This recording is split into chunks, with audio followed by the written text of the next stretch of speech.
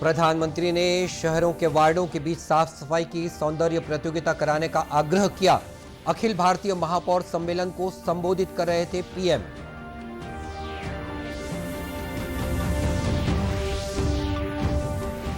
छत्तीसगढ़ में घटने लगी कोरोना संक्रमण की रफ्तार। 24 घंटे में केवल 32 नए मरीज मिले।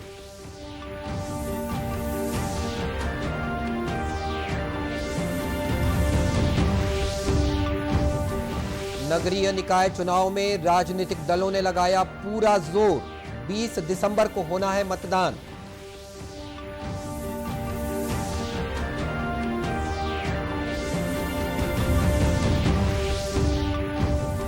और बाबा गुरु घासीदास की जयंती के पूर्व ही भक्तिमय हुआ वातावरण।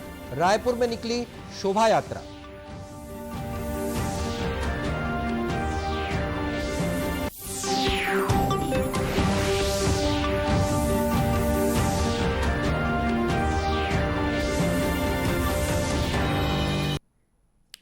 नमस्कार, आप देख रहे हैं दूरदर्शन समाचार। मैं हूं मनीष अहलूवालिया और अब समाचार विस्तार से।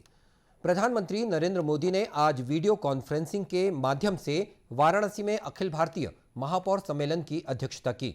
इस दौरान उन्होंने कहा कि महापौरों को अपने शहर को जीवंत बनाने के हर संभव प्रयास करने चाहिए। श्री मोदी ने कहा कि काशी का विकास देश के अन्य शहरों की प्रगति का रोड मैप होगा। प्रधानमंत्री ने महापौरों से आग्रह किया कि वे अपने अपने वार्डों में साफ सफाई के काम करें और वार्डों के बीच सौंदर्य प्रतियोगिता कराएं। आप सभी मेयर साहिबान जरूर अपने कार्यकाल में अपने शहर को कुछ न कुछ देना चाहते ही होंगे। आप जरूर चाहते होंगे कि आप अपने शहर में कुछ ऐसा करके जाएं ताकि आने वाले समय में 5, 50, 20 साल के बाद जब भी कोई शहर में आए तो चर्चा करें कि जब फलाने सज्जन यहां मेयर थे या फलानी बहन यहां मेयर थी तब ये शहर में ये काम हुआ था। एक याद बन जाएगी, एक दिशा बन जाएगी और हर किसी के मन में ये सपना भी रहना चाहिए, ये संकल्प भी रहना चाहिए और इस संकल्प की पूर्ति के लिए जी जान से जुट जाना भी चाहिए। और जनता ने जब हम पर विश्वास रखा हो, नगर का पूरा दायित्व हमें दिया हो, तो हमें भी इसको भली भांति पूरा करने का प्रयास करना चाहिए। इस अखिल भारतीय महापौर सम्मेलन में उत्तर प्रदेश के मुख्यमंत्री योगी आदित्यनाथ और केंद्रीय शहरी विकास मंत्री हरदीप सिंह पुरी ने भी भाग लिया। उत्तर प्रदेश के शहर विकास विभाग द्वारा आयोजित इस सम्मेलन में देश के विभिन्न राज्यों के महापौर उपस्थित थे। छत्तीसगढ़ में कोरोना की रफ्तार फिर थमने लगी है। बीते 24 घंटों में 26,239 नमूनों की जांच हुई, जिनमें से केवल 32 लोगों में कोरोना संक्रमण की पुष्टि हुई है। प्रदेश में कोरोना संक्रमण की दर 0.12% रह गई है। प्रदेश के 16 जिलों में कोरोना का कोई नया मामला सामने नहीं आया है। देश भर में इस दौरान 7,974 नए मामले सामने आए। इस बीच टीकाकरण की रफ्तार भी बढ़ती जा रही है। देश भर में अब तक 135 करोड़ 91 लाख से अधिक कोविड रोधी टीके लगाए जा चुके हैं। इनमें 82 करोड़ 25 लाख से अधिक टीके पहली डोज के रूप में और 53 करोड़ 65 लाख से अधिक दूसरी डोज के रूप में लगाए गए हैं। केंद्रीय स्वास्थ्य मंत्रालय ने बताया कि कल 62 लाख से अधिक टीके लगाए गए।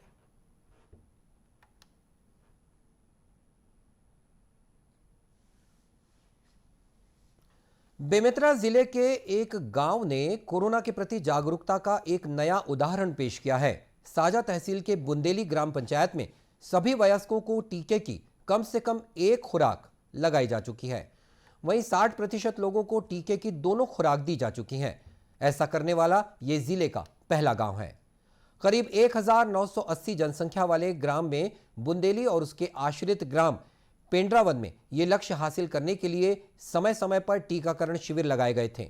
ग्राम सचिव पंकज राजपूत ने बताया कि सरपंच, पंच, मितानिन और सचिव ने गांव के लोगों को महामारी के खतरे की जानकारी दी।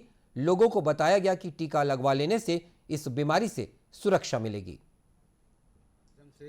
घर घर जाकर, डोर टू डोर जाकर के लोगों को समझाइश दिया कि कोरोना के बचाव के लिए टीका लगाना निहायत आवश्यक है, ताकि आने वाले समय में हम होने वाले कष्ट से बच सकें। लोगों ने हमारे समझाइश को समझे और उन सब ने टीका लगवाया। इसी का परिणाम है कि आज ये ग्राम पंचायत बिनेली 100% टीकाकृत हो गया है। ग्राम पंचायत ने टीकाकरण का पूरा ब्यौरा भी अपने पास रखा हुआ है। जिनको टीके की दूसरी खुराक दी जानी बची हुई है, उन्हें पंचायत की ओर से टीकाकरण की संभावित तारीख समय समय पर याद दिलाई जा रही है। बात कर लेते हैं प्रदेश में कई जगहों पर हो रहे चुनाव की।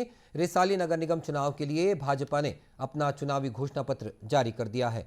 30 बिंदुओं के घोषणा पत्र में रिसाली को स्वच्छ और समृद्ध बनाने के साथ ही युवाओं, महिलाओं और बुजुर्गों के लिए स्वास्थ्य सुविधाओं, इंफ्रास्ट्रक्चर और विकास आदि की बात कही गई है। नगरीय निकाय चुनाव के तहत रिसाली नगर निगम के लिए भाजपा ने अपना चुनावी घोषणा पत्र जारी किया है। इधर भिलाई, रिसाली और चरौदा नगर निगमों के साथ जामुल नगर पालिका में चुनाव प्रचार ने जोर पकड़ लिया है। भाजपा की ओर से पूर्व मुख्यमंत्री डॉक्टर रमन सिंह सहित वरिष्ठ नेता नुक्कड़ सभाओं और रोड शो के जरिए वोट मांग रहे हैं, तो वहीं कांग्रेस उम्मीदवारों के लिए मुख्यमंत्री भूपेश बघेल, गृह मंत्री ताम्रध्वज साहू सहित तमाम मंत्री और पदाधिकारी जिले में मोर्चा संभाल चुके हैं। दोनों ही राजनीतिक दल बहुमत से जीत का दावा भी कर रहे हैं। 3 साल में कोई काम ही नहीं हुए। जो भी योजनाएं चल रही है, केंद्र सरकार की योजना चल रही है, नल जल के पेयजल की योजना है तो केंद्र सरकार की नेशनल हाईवे, स्टेट हाईवे की, नेशनल हाईवे की योजना बन रही है, तो गवर्नमेंट ऑफ इंडिया की ये सारी योजनाएं केंद्र सरकार की। इस 3 साल में भूपेश बघेल ने कोई काम नहीं किया। पार्टी ने जो घोषणा पत्र जारी किया वो बहुत बढ़िया है। सारी चीज़ उसमें आ गए हैं, चाहे ज़मीन के पट्टे की बात हो, भवन की बात हो, बिजली की बात हो, पानी की बात हो, सड़कों की बात हो, सारी चीज़ें उसमें आ गई हैं। तो उसका भी एक व्यापक असर जनता में, मतदाता में देखने को मिल रहा है। आपको बता दें कि दुर्ग जिले की इन 4 नगरीय निकायों में 20 दिसंबर को मतदान होना है और इसकी मतगणना 23 दिसंबर को होगी और संभवतः उसी दिन विजेता की घोषणा भी कर दी जाएगी। सतनाम धर्म के प्रणेता बाबा गुरु घासीदास की जयंती की पूर्व संध्या पर राजधानी रायपुर में भव्य शोभा यात्रा निकाली गई। इसके साथ ही गुरु के संदेश को प्रसारित करती झांकियां भी सड़क पर उतरीं। सत्य के प्रतीक सफेद वस्त्र पहने समाज के हजारों लोग इस शोभा यात्रा का हिस्सा बने।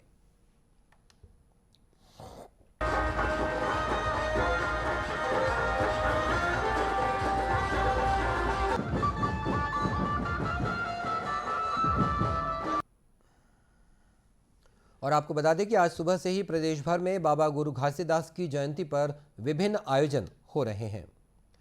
बिलासपुर पुलिस ने चिटफंड ठगी मामले में 2 आरोपियों को गिरफ्तार करने में सफलता हासिल की है। जीएन गोल्ड चिटफंड कंपनी के शैलेंद्र बन गोस्वामी और उनकी पत्नी मंजुला गोस्वामी को गिरफ्तार कर बिलासपुर लाया गया। बिलासपुर जिले में थाना कोटा, तोरवा, बिल्हा, रतनपुर, तखतपुर, सरकंडा, मस्तूरी और बिल्हा में 7 प्रकरण दर्ज हैं। इसके अलावा धमतरी, कोरबा, सूरजपुर, रायपुर, दुर्ग और बेमेतरा जिलों में भी इनके खिलाफ 10 अलग अलग मामले चल रहे हैं। बिलासपुर एसपी पारुल माथुर ने बताया कि आरोपियों के पास से 18 तोला सोना और अकाउंट के डिटेल्स बरामद किए गए हैं। कंपनी के जीएन गोल्ड कंपनी के 2 पदाधिकारियों की गिरफ्तारी रायपुर से हुई है। शैलेंद्र बन गोस्वामी और उसकी पत्नी मंजुला गोस्वामी, ये दोनों ही इस कंपनी में बैंकिंग के कार्य को देखते थे और अकाउंट्स को देखते थे। इन दोनों के घर से हमें करीब 18 तोला सोना भी मिला है, जिसको जब्त किया गया है प्रकरण में, और नगद 1,09,000 भी मिला है। इसके अतिरिक्त इनके पास से कुछ इनके बैंक अकाउंट की भी डिटेल्स मिली हैं, जिसको पुलिस संभाल रही है। वर्तमान में बिलासपुर जिले में इनके विरुद्ध 7 प्रकरण पंजीबद्ध थे, जिसमें इनकी गिरफ्तारी की जा रही है और इस कंपनी के विरुद्ध बिलासपुर के अतिरिक्त भी छत्तीसगढ़ के अन्य जिलों में भी अपराध पंजीबद्ध हैं। पुलिस का कहना है कि जीएन गोल्ड कंपनी ने बिलासपुर जिले में ही 5 करोड़ रुपए से अधिक की धोखाधड़ी की है। इस मामले में 3 आरोपियों की पहले ही गिरफ्तारी की जा चुकी है। केंद्र सरकार इन दिनों आजादी का अमृत महोत्सव मना रही है। 75 सप्ताह तक चलने वाले इस कार्यक्रम के दौरान हम आजादी के जननायकों से नई पीढ़ी को परिचित करा रहे हैं। आजादी के सफर की आज की कड़ी में हम बात कर रहे हैं क्रांतिकारी स्वतंत्रता सेनानी राजेंद्र नाथ लाहिड़ी के बारे में।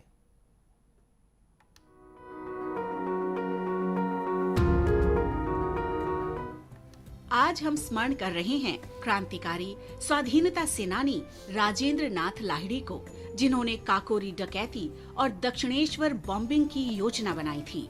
राजेंद्र नाथ लाहिड़ी का जन्म 29 जून 1901 को बंगाल प्रेसिडेंसी के पबना जिले में हुआ था। अध्ययन के लिए उन्हें वाराणसी भेज दिया गया। पढ़ाई के दौरान लाहिड़ी हिंदुस्तान रिपब्लिकन एसोसिएशन यानी HRA के सह संस्थापक सचिंद्र नाथ सान्याल के संपर्क में आए और इस प्रकार उनका क्रांतिकारी जीवन आरंभ हुआ। लाहिड़ी वाराणसी में HRA के जिला आयोजक बने। उन्होंने चारू, जवाहर और जुगल किशोर जैसे कई छद्म नामों का उपयोग किया।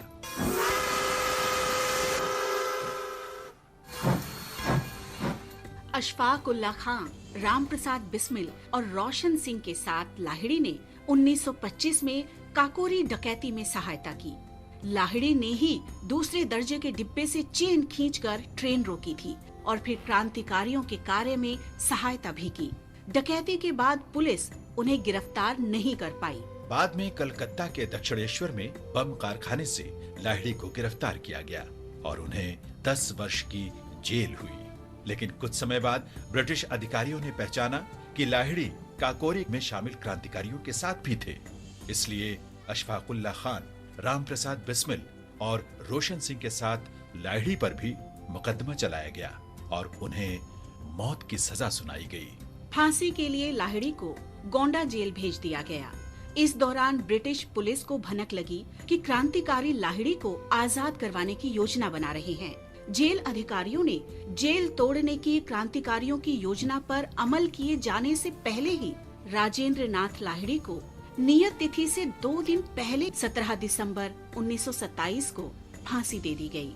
शहादत के समय लाहिड़ी मात्र 24 वर्ष के थे। इस महान क्रांतिकारी को हमारा शत शत नमन।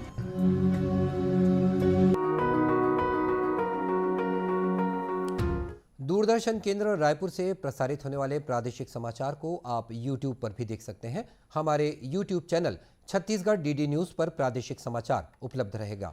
YouTube चैनल का लिंक और QR कोड आप स्क्रीन पर देख सकते हैं। अपने एंड्रॉयड फ़ोन से QR कोड स्कैन कर आप छत्तीसगढ़ DD न्यूज़ लिंक पर जा सकते हैं। इसके अलावा छत्तीसगढ़ DD न्यूज़ फेसबुक और ट्विटर पर भी उपलब्ध है। और बुलेटिन के अंत में मुख्य समाचार एक बार फिर। प्रधानमंत्री ने शहरों के वार्डों के बीच साफ सफाई की सौंदर्य प्रतियोगिता कराने का आग्रह किया। अखिल भारतीय महापौर सम्मेलन को संबोधित कर रहे थे PM। छत्तीसगढ़ में घटने लगी कोरोना संक्रमण की रफ्तार। 24 घंटे में केवल 32 नए मरीज मिले।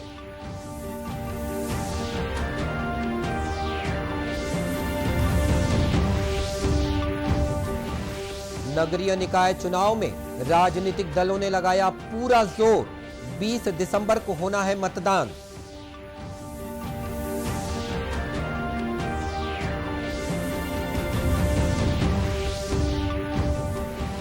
और बाबा गुरु घासीदास की जयंती के पूर्व ही भक्तिमय हुआ वातावरण। रायपुर में निकली शोभा यात्रा। और इसी के साथ ये समाचार बुलेटिन समाप्त हुआ। नमस्कार।